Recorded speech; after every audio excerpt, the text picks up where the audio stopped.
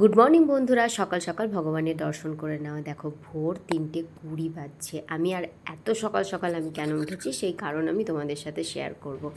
আমি এত সকালে উঠেছি, এত সকাল না, এটা ভোর, কত অন্ধকার।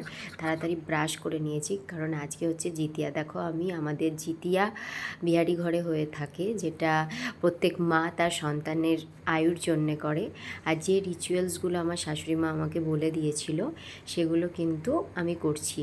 দরজার বাইরে চিড়ে, দই, কলা, মিষ্টি সব কিন্তু ঝিঙের পাতার উপরে দিতে হয় এবং সেইগুলো দেওয়ার পরে কিন্তু আমি এই যে চিড়ে, কলা, দই, মিষ্টি এইগুলো কিন্তু আমি দরজাতে দেওয়ার পরে কিন্তু আমি এইগুলো খাবো যতটা পারবো, কারণ এতটা ভোরবেলায় পেট ভরে খাওয়াটা অসম্ভব। তার জন্য যতটা পারলাম আমি খেলাম, কারণ এখনও 4টে বাজেনি। 4টের পরে আমার এগুলো আর খাওয়া হবে না। তাই আমি যতটা পারলাম, মানে খুবই কম খেলাম, কারণ 24 ঘন্টা আর কিছু খেতে পারবো না।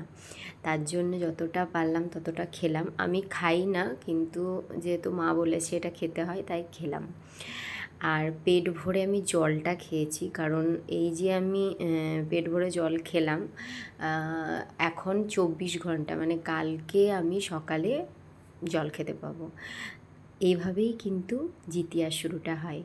প্রত্যেক বিহারি ঘরে এই অনুষ্ঠান সুন্দরভাবে পালন